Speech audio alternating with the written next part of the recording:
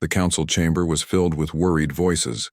Representatives from dozens of alien species sat in their designated seats, watching the holographic display at the center of the room. The display showed a small mining colony on the edge of known space. Red warning symbols blinked across the image. Kelvin, a young diplomat from the Thalen species, stood nervously at his station. His blue skin had turned pale with stress. He had been working at the Galactic Council for only 3 months, and this was the worst crisis he had seen.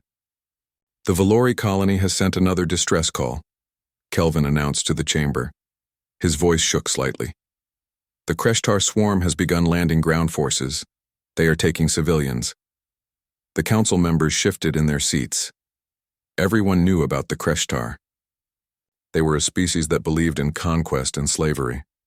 They had attacked peaceful colonies before, always choosing targets that could not fight back. An elderly council member named Thelvin spoke up. His species had been part of the council for centuries. "How much time do the Valori have?" Kelvin checked his data screen. "Less than 48 hours. After that, all civilians will be captured or killed." The chamber fell silent. Everyone understood what that meant. The Valori were a gentle species. They had no military. Their people lived simple lives, mining valuable crystals and trading with other peaceful species. They had done nothing to deserve this attack. "Can we send our peacekeeping forces?" a council member asked. Thelvin shook his head slowly. "Our forces are spread across 4 sectors. We are dealing with border conflicts and pirate raids. Even if we recalled ships immediately, they could not reach the colony in time." More silence filled the chamber. Kelvin watched the faces of the council members. He saw frustration and sadness. He also saw something else: acceptance. They were going to let the Valori die because helping them was not convenient. Something inside Kelvin snapped. He thought about the last message from the colony. A Valori parent had been crying, holding 2 small children. The parent had begged for anyone to help them. "What about the humans?" Kelvin said suddenly. Every head in the chamber turned toward him. Thelvin's eyes widened. "The humans? The species from Earth?" "Yes," Kelvin said, his confidence growing. "We made first contact with them 6 months ago. Their planet is classified as a death world. They have ships, they have weapons, and their territory is closer to the Valori colony than any of our fleet positions." Thelvin stood up from his seat. "Absolutely not. We barely know the humans. They are from a dangerous world with extreme weather, deadly predators, and violent natural disasters. We do not understand them yet." "Exactly," Kelvin argued. "They survived a death world. That means they are strong. They might be able to help." Another council member spoke up. "The reports from our diplomats say humans are friendly. They have been cooperative and peaceful during all our interactions. They have also been unnervingly resilient," Thelvin added. "Our scientists studied their biology. Humans can survive injuries that would kill most species. They can run for hours without stopping. They can eat food that is toxic to many of us. They are apex predators from a world that tried to kill them every day." "Then they are exactly what the Valori need," Kelvin said firmly. The council debated for another hour. Some members agreed with Kelvin. Others thought contacting the humans was too risky. Finally, they took a vote. By a narrow margin, the council agreed to forward the distress call to Earth. Kelvin sent the message himself. He included all the information about the Valori colony, the Kreshtar attack, and the desperate timeline. Then he waited, expecting nothing. Most species would decline such a dangerous mission. Why would the humans risk their lives for strangers? On Earth, the message arrived at the United Earth Defense Command headquarters. The facility was located in Geneva, built into the side of a mountain. Inside the command center, dozens of officers monitored screens showing human ships across the solar system and beyond. Captain Jake Morrison was in a briefing room when the alert came through. He was a tall man with short brown hair and sharp green eyes. He had served in Earth's defense forces for 15 years, working his way up from a junior officer to the captain of the UEDS Valiant, one of humanity's most advanced warships. "Captain, "We have an incoming message from the Galactic Council," Lieutenant Claire Bennett said. She was Morrison's second-in-command, a woman with black hair and intelligent brown eyes. She had a reputation for being calm under pressure and brilliant with tactical planning. Morrison read the message on his datapad. His expression grew serious. "They are asking us to respond to a distress call." "How far?" Claire asked. 3 days at maximum jump speed," Morrison replied. "A colony is under attack, peaceful aliens called the Valori. The attackers are slavers." Claire pulled up star charts on the briefing room display. She analyzed the route and the tactical situation. "The Council says we have less than 48 hours. Even if we leave immediately, we might not arrive in time." Morrison looked at the message again. He saw the attached files showing images of the Valori colony. He saw families. He saw children. He saw people who were about to die because no one would help them. "Get the crew ready," Morrison said. "We leave in 30 minutes. Claire raised an eyebrow. "Captain, should we wait for orders from command?" Morrison shook his head. "Someone called for help. We answer." The crew of the Valiant assembled quickly. They were all experienced officers who had trained together for years. Danny Price, the communications officer, was a young man with red hair and freckles. He was fast with languages and had learned 3 alien languages since first contact. Linda Shaw, the chief engineer, was a woman in her 40s with gray streaks in her blonde hair. She could fix anything and keep the ship running under impossible conditions. Dr. Greg Hamilton was the medical officer, a kind man with dark skin and gentle hands. He had saved countless lives during his career. Morrison addressed his crew from the bridge. "We have received a distress call from a peaceful colony under attack. The Galactic Council forwarded it to us because no one else can respond in time. This mission is dangerous. The enemy outnumbers us. We might not come back." He paused, looking at each face on his bridge crew. "But people are dying. Children are being taken by slavers. If we do not help them, no one will. I am going. Anyone who wants to stay behind can leave now with no judgment." Not a single person moved. Claire smiled slightly. "I think that is your answer, Captain." Morrison nodded. "Then let's go save some lives. Danny, contact the Ranger and the Guardian. Tell them we could use their support if they are willing." Danny worked his console. Within minutes, both support frigates confirmed they would join the mission. The captains of those ships knew Morrison well. They trusted his judgment. The 3 human ships prepared for departure. Engineers ran final checks. Weapon systems came online. The crews said quick goodbyes to loved ones, not knowing if they would return. As the Valiant's engines powered up, Morrison stood on the bridge looking at the stars ahead. Somewhere out there, people were crying for help. And humanity was coming. The ship jumped into faster-than-light travel, racing toward an unknown battle against an enemy they had never faced. But none of that mattered to Jake Morrison or his crew. Someone needed help, and that was reason enough. The journey to the Valori colony took exactly 2 days and 19 hours. The human ships pushed their engines to maximum safe speed and then pushed a little harder.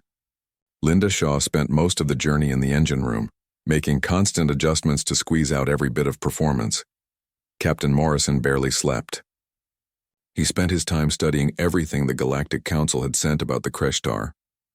The files were not encouraging. The Kreshtar swarm was an empire built on conquest. They had powerful ships and advanced weapons. They had never lost a battle against a peaceful species. "We are approaching the colony," Danny Price announced from his communication station. "I am picking up multiple signals. Some are from the colony. Others are Kreshtar military frequencies."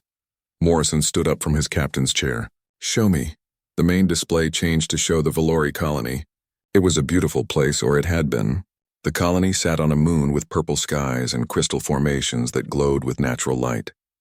But now smoke rose from damaged buildings. Kreshtar ships filled the space around the moon like dark insects. "I count 8 Kreshtar warships in orbit," Claire reported. She worked quickly at her tactical station. "They have landing craft on the surface. Sensors show they are loading Valori civilians onto transport ships." Morrison felt anger building in his chest. The Kreshtar were not even fighting soldiers. They were stealing families. "Open a channel to the Kreshtar flagship." Danny nodded. Channel open, Captain. A face appeared on the display. The Kreshtar commander had gray skin, 4 eyes, and a wide mouth filled with sharp teeth. He looked at Morrison with obvious contempt. "I am Captain Jake Morrison of the United Earth Defense Ship Valiant," Morrison said calmly. "You are attacking a peaceful colony and taking civilians against their will. Leave now and no one else has to die." The Kreshtar commander made a sound that might have been laughter.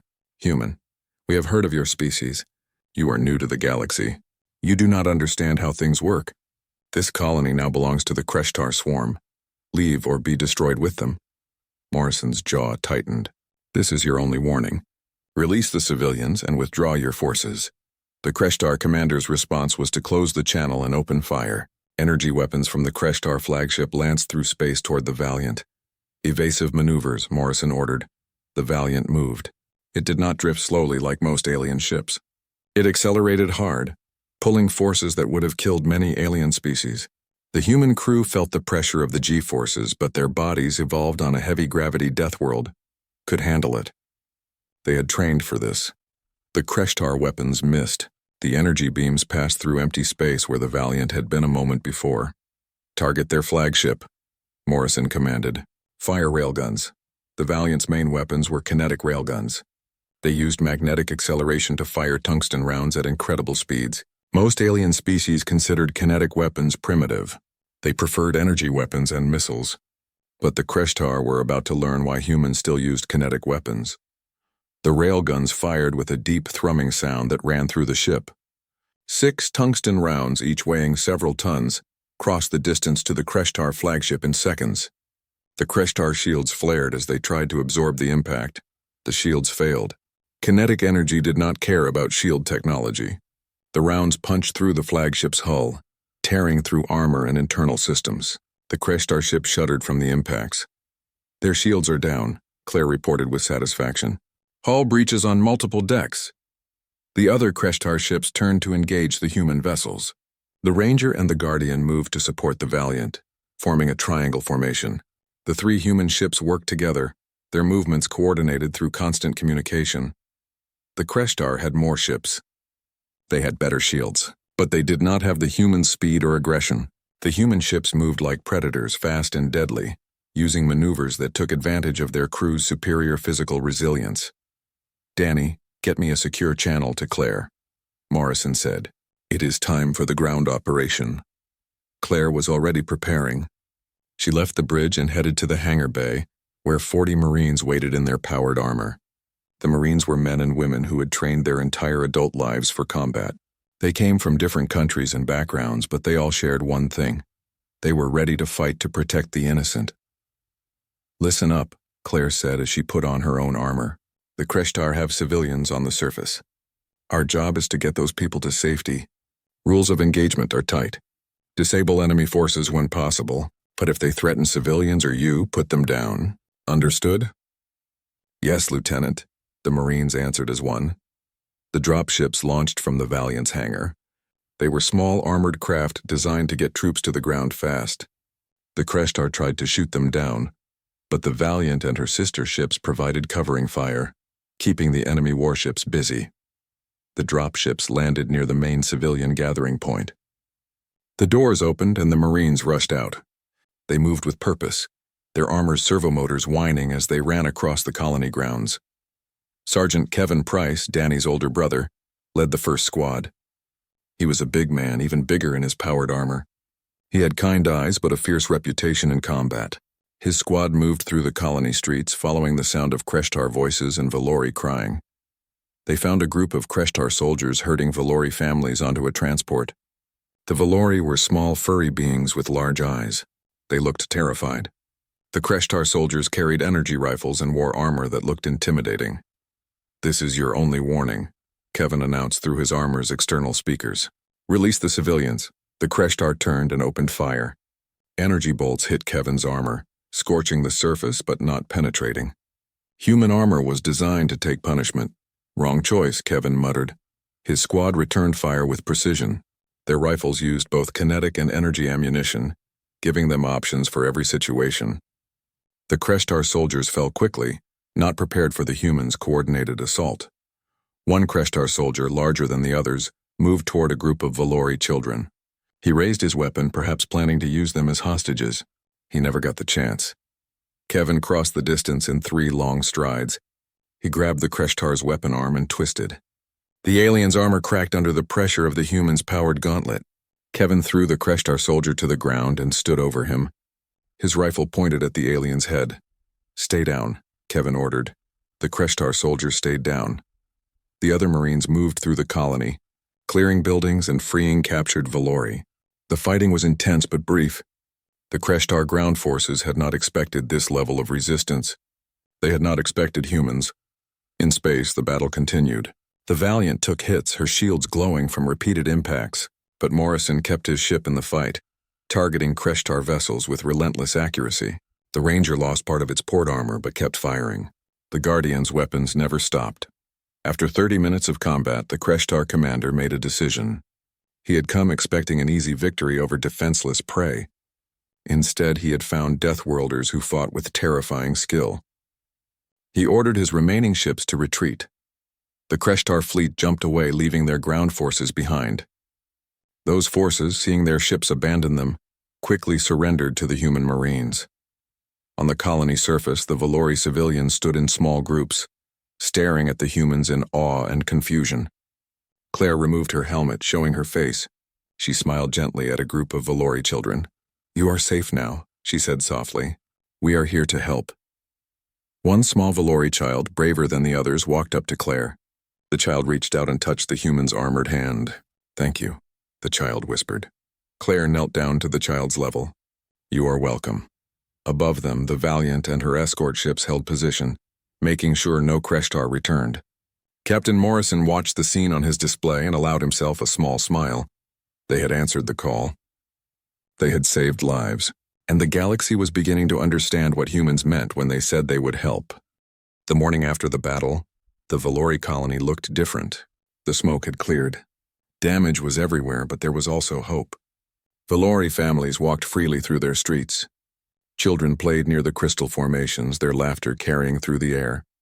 Captain Morrison stood near the colony's central plaza with Lieutenant Bennett. They were meeting with Torin, the colony's leader. Torin was old for a Valori, with silver fur and wise eyes. He walked with a cane made from crystal, but his mind was sharp. "Captain Morrison," Torin said, his voice full of emotion, "I do not have words enough to thank you. You saved my people. You saved our children." His large eyes filled with tears. "But I must ask why. You did not know us. We had nothing to offer you. Why did you risk your lives for strangers?" Morrison looked surprised by the question. "Because you needed help," he said simply. "And we could give it." Torin stared at the human captain for a long moment. "That is all? No trade agreements? No political alliances? No payment required?" "That is all," Morrison confirmed. "Where we come from, you help people who need help. It is that simple." Claire stood beside her captain, watching Torin's reaction. She had studied dozens of alien species during her training. She understood that human morality was unusual in the galaxy. Most species helped their own kind first. They formed alliances based on mutual benefit. The idea of helping strangers, people who could offer nothing in return, was foreign to them. "Your species is very strange," Torin said slowly.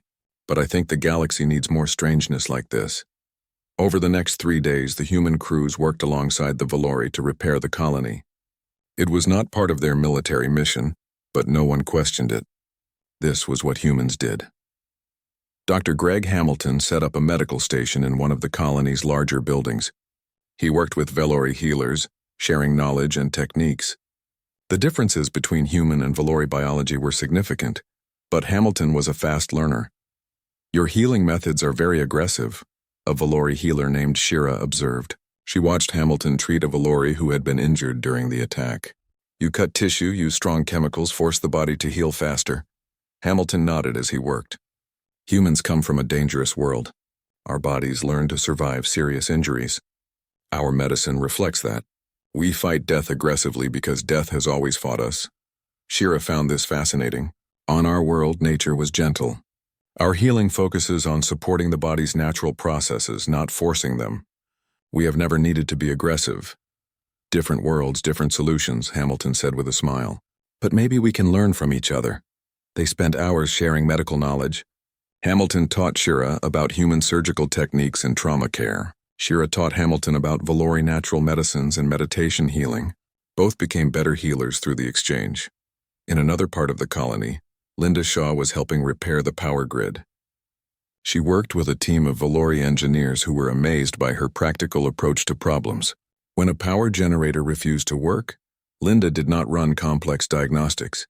She listened to the sound it made, felt the vibrations, and then reached inside to adjust a connection by hand.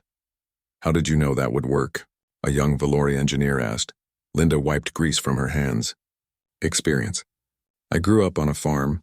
When a tractor broke, you could not wait for a repair specialist. You fixed it yourself or the crops did not get harvested. You learned to understand machines by working with them." The Valori engineer looked at his data pad, then at Linda. "We rely heavily on diagnostic tools and proper procedures." "Those are good," Linda agreed, "but sometimes you need to trust your instincts in your hands. Machines are not just electronics and math. They have personalities. You have to understand them." This philosophy was very human. Valori engineers had been taught to follow protocols exactly. Linda showed them that sometimes the best solution came from understanding the spirit of the machine, not just its technical specifications. The Marines stayed busy too. Sergeant Kevin Price and his squad helped rebuild damaged structures. They worked alongside Valori construction crews, and their powered armor made heavy lifting easy. But it was the small moments that mattered most. A young Marine named Amy Foster befriended a group of Valori children. Amy was only 22, with bright blue eyes and an easy smile. The Valori children were initially afraid of the humans, these tall beings in armor who had fought so fiercely. But Amy sat with them, removed her helmet, and started teaching them a game from Earth. "It is called tag," Amy explained. "One person is it. They chase the others. If they touch you, then you become it. It is simple and fun." The Valori children were hesitant at first. Then one brave child ran, and Amy chased with exaggerated slowness, making the child laugh. Soon all the children were playing, running through the plaza while their parents watched with amazement. One Valori parent approached Amy afterward. "Your children's games are very energetic. They involve running, chasing, competition." Amy nodded. "Yeah, human kids love active games. It helps them burn energy and develop coordination." The Valori parent looked thoughtful.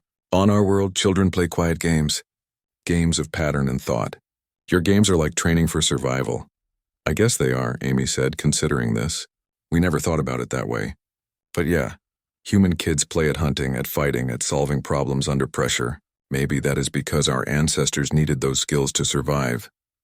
"That explains much about adult humans," the Valori parent said. "You train for survival from childhood. No wonder you fight so well when you must." News of the human intervention spread quickly through the Galactic Council networks. In the council chamber, Thelvin reviewed combat footage from the battle. He watched the human ships move with impossible speed and precision. He watched human Marines move through the colony with controlled aggression, protecting civilians while eliminating threats. What disturbed Thelvin most was not the humans' capability. It was their restraint. The footage showed multiple instances where humans had crushed our soldiers at their mercy and chose not to kill them. They disabled instead of destroyed. They captured instead of eliminated. They were holding back, Thelvin said to Kelvin, who had come to review the footage with him. The entire time they were using non-lethal force whenever possible. Kelvin nodded. The Kreshtar attacked them first. The humans would have been justified in destroying every enemy ship, but they did not. They drove the Kreshtar away and stopped. Thelvin wrote his report with careful words. He noted that humanity's true military capability remained unknown. But he also noted something that might be more important. Humanity's moral capability. They were warriors from a death world, yes. But they were warriors who chose to protect rather than conquer. The report concluded with a recommendation. Thelvin suggested that the Galactic Council establish formal relations with Earth immediately. Not because humans would make dangerous enemies, though they would, but because they could make extraordinary allies. Back at the colony, Morrison prepared his ships for departure. Supplies were restocked. Repairs were made. The Valori insisted on providing food and gifts, though the humans tried to refuse. Torrin would not hear of it. "You gave us our lives," Torrin said firmly. "Let us give you something in return, even if it is small." On the last evening, the Valori held a ceremony in the plaza. Every colonist attended. They had built a small monument from crystal, shaped like a human hand reaching out to a Valori hand clasped together. Torrin spoke to the crowd. Today we honor those who came when we called. These humans traveled across the stars to help people they did not know. They fought for us. Some were injured protecting us, and they asked for nothing in return. His voice grew stronger. Let this monument remind us that kindness exists in the galaxy. Let it remind us that some people will answer when you call for help. Morrison felt uncomfortable with the attention. He was a military officer, not a hero. He had simply done what needed to be done. But when he saw the faces of the Valori families, saw the children who were alive because his crew had come, he understood why the monument mattered. That night, as the 3 human ships prepared to leave orbit, Danny Price was monitoring communications. His station suddenly lit up with dozens of new signals, Captain, Danny said with wonder in his voice. I am receiving messages from across this sector. Species I have never heard of are sending greetings. Some are asking about Earth. Others are asking about human culture. Morrison looked at Claire. She smiled. Word is spreading. The galaxy is learning about us. Let them learn, Morrison said. Let them know that when someone needs help, humans answer the call. The Valiant jumped into faster-than-light travel, heading home. Behind them, the Valori colony began to rebuild, knowing they had friends among the stars. 2 weeks after the rescue of the Valori colony, Captain Morrison sat in his quarters aboard the Valiant. The ship was in Earth orbit, undergoing routine maintenance. The crew was on shore leave, visiting families and resting after their mission. Morrison should have been relaxed, but the message on his screen made that impossible. The message came from Earth Defense Command. It was marked urgent and classified. Morrison read it 3 times, his jaw tightening with each pass. The Kreshtar Dominion had filed a formal complaint with the Galactic Council. They claimed the human intervention at the Valori colony was an act of war. They demanded Earth pay reparations for damaged ships and lost territory. They threatened military action if Earth interfered in Kreshtar affairs again. Morrison knew this was coming.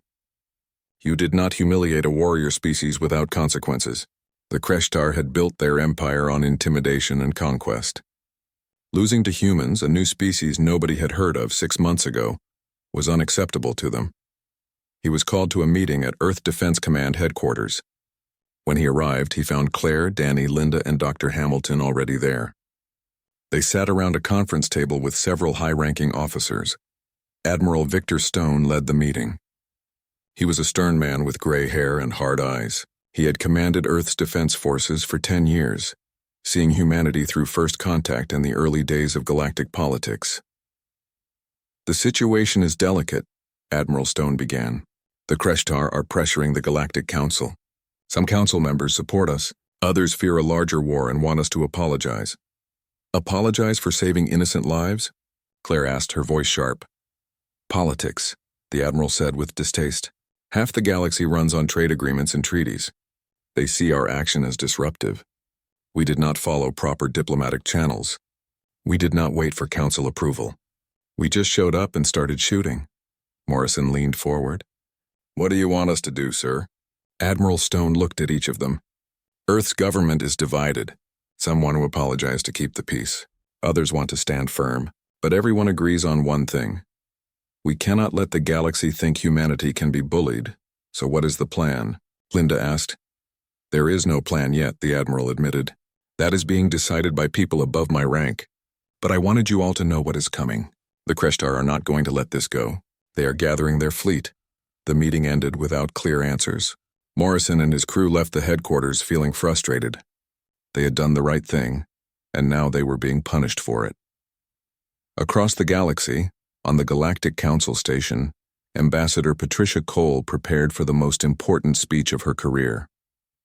Patricia was a former Marine who had served in combat before becoming a diplomat. She was in her 50s with short gray hair and a direct manner that made some aliens uncomfortable. The council chamber was full. Every species had sent representatives. They all wanted to see how Earth would respond to the Kreshtar threat. Patricia stood at the speaking platform. She wore her formal Earth diplomatic uniform, dark blue with silver trim. She looked calm, but her heart was racing. The words she spoke today would define how the galaxy saw humanity. Members of the Galactic Council, she began, her voice steady. I stand before you today to address the Kreshtar complaint. They claim Earth committed an act of war by defending the Valori colony. They demand we apologize and pay reparations. She paused, letting her words sink in. Earth's answer is no. The chamber erupted in noise. Some species cheered. Others shouted in alarm. Patricia waited for silence. Let me be clear, she continued. Earth does not apologize for saving lives. We do not apologize for answering a distress call. We do not apologize for standing between slavers and innocent people. You violated our procedures, a council member argued. You did not wait for authorization. Your procedures were too slow, Patricia said bluntly. While you debated, people were dying. While you worried about treaties and politics, children were being loaded onto slave ships. Humanity looked at that situation and made a choice. We chose action over procedure. We chose lives over politics. She walked across the platform, making eye contact with different council members. The Kreshtar threaten war if we interfere again. My answer to them is this. Humanity will respond to every distress call we receive. If that means war, then we will fight. Because that is who we are, Thelvin stood up from his seat. Ambassador Cole, you are asking us to support your position. But supporting Earth could mean conflict with the Kreshtar Dominion. Why should we risk that? Patricia turned to face him directly. Because you have to decide what civilization means. Does it mean following rules and procedures while innocent people die? Or does it mean protecting those who cannot protect themselves? She looked around the chamber. Every species here knows what the Kreshtar are. They are slavers. They are conquerors. They attack the weak and the peaceful. The only reason they succeed is because no one stops them. Well, humanity is stopping them. You are one species, another council member said. The Kreshtar have dozens of worlds, hundreds of ships. Then I guess it is a good thing we come from a death world, Patricia said with a slight smile. Humanity has survived ice ages, plagues, natural disasters, and countless wars. We have learned one truth through all of that. The strong have a responsibility to protect the weak. We will not abandon that principle just because it is inconvenient. The chamber fell silent. Patricia knew her speech would have consequences. Some species would support Earth. Others would distance themselves. But at least the galaxy would know where humanity stood. Back on the Valiant, Morrison received new orders. They were not the orders he expected. Earth Defense Command was not recalling him to face consequences. Instead, they were sending him back out. The orders were simple and terrifying: return to the Valori colony. Intelligence suggested the Kreshtar were planning a second attack, a larger one. They wanted revenge for their humiliation. They wanted to teach Earth a lesson. Morrison gathered his senior staff in the briefing room. He showed them the orders and the intelligence reports. The Kreshtar were assembling a battle fleet. 12 warships, 4 times larger than the force that attacked the colony the first time. We cannot fight 12 warships and win, Claire said, studying the tactical data. Not with 3 ships. I know, Morrison agreed. Command is sending reinforcements, but they will not arrive in time. The Kreshtar will attack before our backup gets there. Linda looked at the star charts. So we are being sent to delay them? By time for reinforcements? Command did not phrase it that way, Morrison said carefully. But yes, that is the reality, Dr. Hamilton spoke up. What are the odds we survive this? Morrison did not sugarcoat it. Not good. The room fell silent. They all understood what this meant. Command was sending them on what might be a one-way mission. But Command was also giving them a choice. The orders are classified as voluntary, Morrison said. Anyone who does not want to go can refuse without consequences. This is not a suicide mission officially, but we all know it might become one. Danny Price spoke first. The Valori are our friends now. We cannot abandon them. The Kreshtar will slaughter them if we do not go, Linda added. And every other species will learn that threatening Earth makes us back down.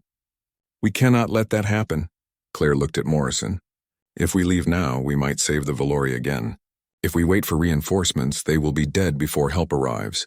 Dr. Hamilton sighed. My oath is to preserve life.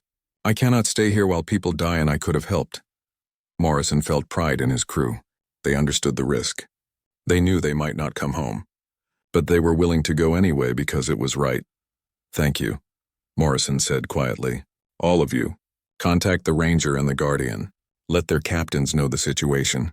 I will not order them to come, but I hope they will choose to join us. Within an hour, Both support ships confirmed they would accompany the Valiant. Their crews made the same choice Morrison's crew had made. Before departure, Morrison sent one final message to Earth Command. He took full responsibility for the decision to return to the Valori colony. He requested that no punishment fall on his crew if things went badly.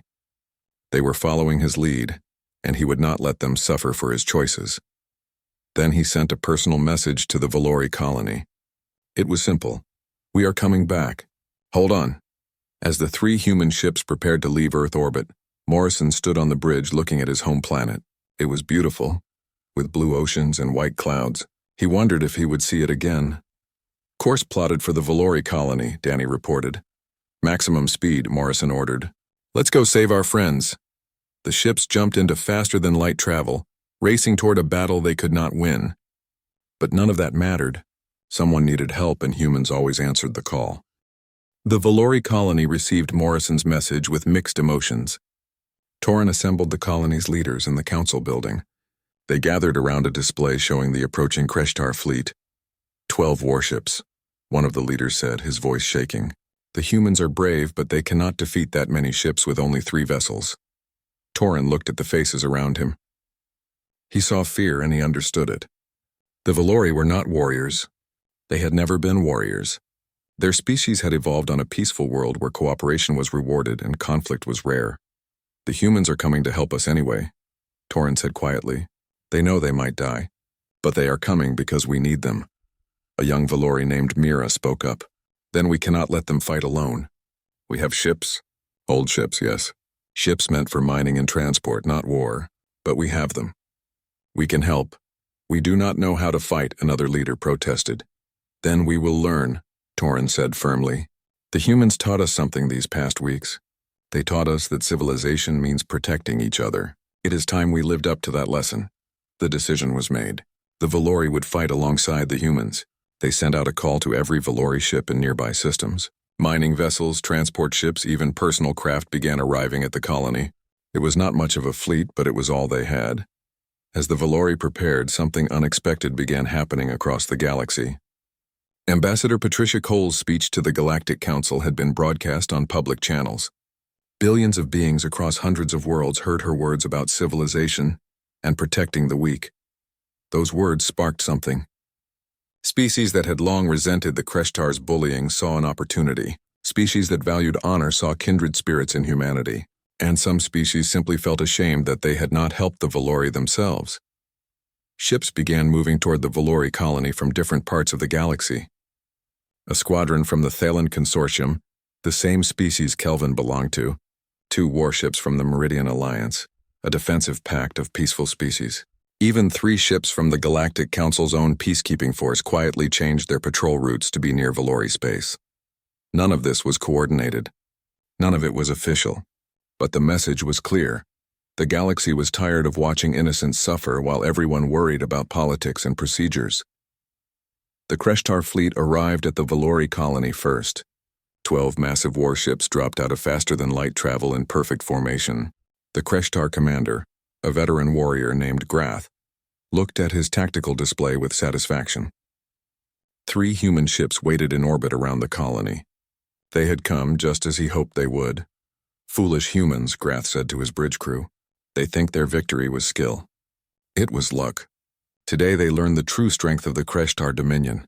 He opened a channel to the human ships. "Human captain, you should have stayed home. You should have learned your place in the galaxy. Now you will die for your arrogance." Morrison's face appeared on Grath's display. The human looked calm, almost resigned. "We know the odds. But we came anyway." "Last chance to turn around," Grath laughed. "You offer me a chance to retreat? You have 3 ships against 12. You have already lost." "Maybe," Morrison agreed. "But you will remember this day for the rest of your life. Because today you learn what it means to fight humans who are protecting their friends." The channel closed.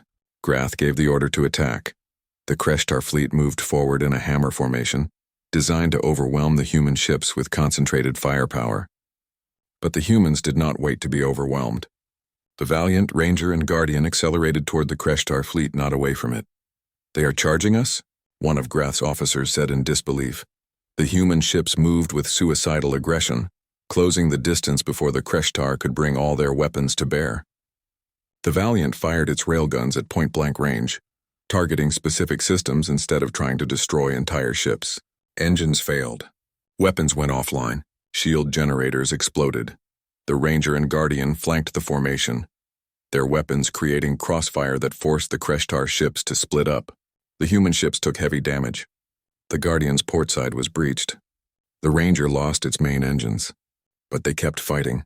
On the Valiant's bridge, alarms blared constantly. Shields at 20%, Claire reported, her voice steady despite the chaos. Hull breaches on decks 3 and 5. Keep firing, Morrison ordered. Target their command ship. The Valiant's railguns hammered the Kreshtar flagship. Grath felt his ship shudder from each impact. His tactical officer reported critical damage to their weapons array. This was not how the battle was supposed to go. Then something happened that changed everything. New ships began appearing on sensors. First came the Valori mining vessels. Their cargo holds converted to carry missiles and kinetic weapons. They were slow and clumsy, but there were dozens of them. The Valori are fighting? Grath said in shock. The Valori do not fight, but they were fighting. Mira commanded a mining ship called the Crystal Hope. She was terrified, her hands shaking on the controls. But she remembered the human marine named Amy, who had played with Valori children. She remembered Dr. Hamilton healing the wounded without asking for payment. She remembered Captain Morrison saying that you help people who need help. All Valori ships, Mira broadcast. Target the enemy vessels attacking the humans. Protect our friends. The Valori ships opened fire. Their weapons were improvised and weak compared to military-grade armaments, but they added to the chaos. The Kreshtar fleet was now fighting on multiple fronts. Then more ships arrived. Thalen vessels appeared from one direction, their sleek ships moving with practiced precision. Meridian Alliance warships jumped in from another angle, their heavy shields absorbing Kreshtar fire. Grath watched his tactical display in growing alarm. What should have been a simple battle was turning into a nightmare. More ships kept arriving. 3 Galactic Council peacekeeping vessels positioned themselves between the Kreshtar and the colony, their presence making an unofficial statement official. Sir, we are outnumbered, Grath's tactical officer reported.